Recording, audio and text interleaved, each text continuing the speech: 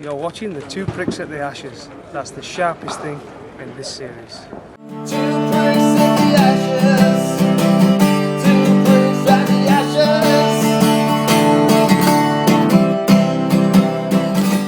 Two pricks at the Ashes, two pricks at the WACA. I love her smile, I love her hair, I love her knees, I love the way she has a heart-shaped birthmark on her neck.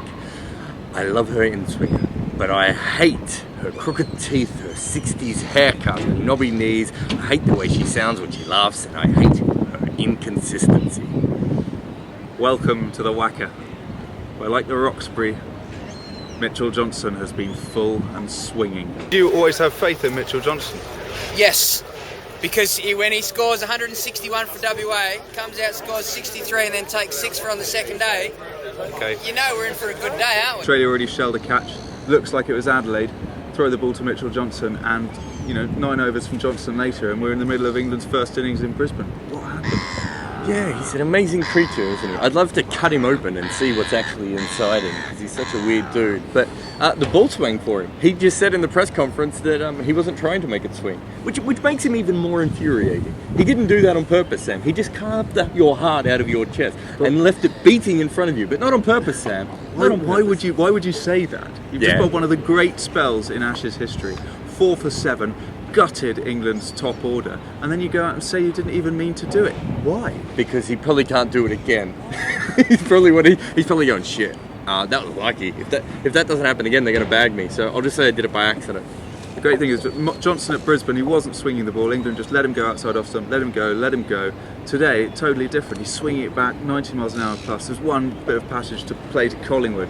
He almost hit Collingwood's throat off with the ball. One of the most vicious balls you'll see. And then ripped one back into his stumps. Collingwood so late on it. I mean, he was still taking guard. It was like he was playing a shot to a different ball. He was that late on it. It was like he was facing Shane Watson. Could you name all the spinners to play for Australia since Shane Warne? Since Shane Warne would have been Stewie McGill. It would have been Doherty. Evan Horrocks. Asia. The best ever. Steve Smith. Nah, Bryce Kevin White. Bryce Cassie. We've got Cassie. We need one more. But who gives a rat's bum? Quite frankly, unless they can take wickets like Warney, we really don't want to know. England is almost as Australian innings, the 78 for the first wicket and then 109 for the last 10. The one bright spot I thought was Ian Bell. He just looks so ridiculously composed. Even in the press conference, he was talking about how he didn't think there was that much sledging and all this sort of stuff. I don't even think he noticed that things were going on around him. He's a completely different person. For me, that innings was the innings of the Test match. Like, Watson looked really good this afternoon, but Bell when he went out, I was just shocked. Whereas with Watson, even though he was batting really well, I expected him to go out. The way Bell batted today and the way Collingwood batted, it cannot continue that Bell bats 6, Collingwood 5. I almost think there's a case for moving Bell up to 4 and moving Peterson down to 5. Almost a case or a three-quarter case? A full 100% case. Peterson moved up the order from 5 to 4 in the last Ashes series because he was England's best batsman. He was in form. Neither of those are necessarily the case anymore. He's vulnerable against a new ball early in his innings. I'd put him down to 5, where he can really destroy the bowling when the bowlers have got tired. Bell has got the technique to play the good bowling, as you saw when he played Johnson. Yeah, Johnson was tired, but Bell still looked the most comfortable of all the England batsmen against him. I was just surprised that Collingwood didn't make runs when he was needed. Yeah, he was so back in his crease, it was unbelievable. Almost treading on the stumps, but in fact, a lot of good it did him. Yes.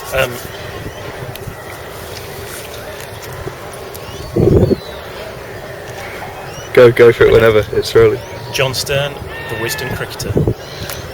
2 years ago, here, South Africa chased 414. They trailed by 94 first innings. England, they're going to do the same. Are they? No, probably not.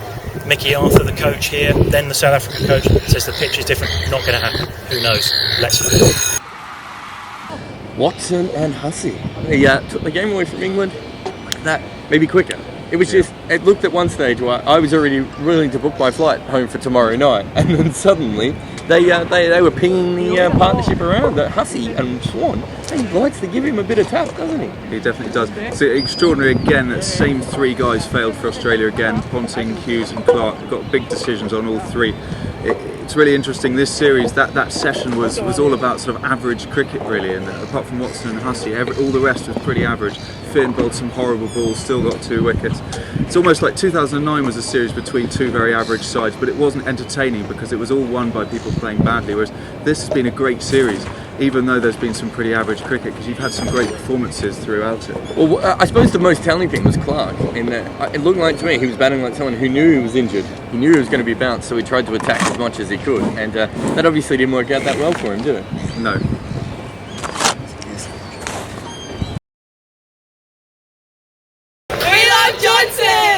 Going into tomorrow, Australia are 200 ahead. I think tomorrow all comes down to Mitchell Johnson. Australia will be looking, if they can get 150, if they can get another 150 tomorrow, they'll be pretty confident. But it all comes down to whether Johnson swings the ball in England's second innings, because if he does, they won't get 250, and if he doesn't, then they'll feel they can chase 350. Yeah, and maybe even more than that. Obviously, there's been big chases at this ground before. There's also been big second innings to lose here before. So I've got this feeling that England are going to be in the game up until 450 runs, but Mitchell Johnson can slice that down to 150. Yeah, they're already in front. South Africa chased 414 here 2 years ago. Johnson took 8 in the first innings, and then only 3 in the second, so he wasn't quite as effective. But that was a very different pitch. So yeah, this is a quicker pitch. Yeah, this is going to help him more. That day, the day he took 5 for 1 against South Africa was all about bounce. This is actually proper WACA pitch. I'm pointing at it because it's behind me, in case you didn't know. This is now, like I've been writing about how they've been talking bullshit about this pitch for years. This is now a proper pitch, and if it keeps up this pace, chasing 400 is not going to be pretty. And if in the really unlikely event that any groundsman administrators are actually watching this video, seriously, this is what Test cricket is about. Prepare pitches like this, and it may not last 5 days, but God, people will want to watch it. And I won't stab you in the eye. Did you always have faith in Mitchell Johnson? Absolutely. Absolutely. My Malali of the day is all those, and I'm not singling anyone out here, I'm not singling anyone out at all, who believe that Hughes only goes out to the short ball, yet again went out to the full ball. So choke on that, dickheads. Okay, my Malali of the day, I'm afraid I don't think Stephen Finn is. I think Stephen Finn is a bit of a weak link for him. Leading wicket take a weak link, I like it. Do you always have faith in Mitchell Johnson? Yes, of course we did. Tweet of the day comes from an inspirational England captain. What the hell happened to the cricket, man? It's a funny old game, eh? Come on lads, regroup and spin and smash the ball all over the next stadium. Rio Ferdinand advises England how to murk the Aussies. Good night. I don't get that.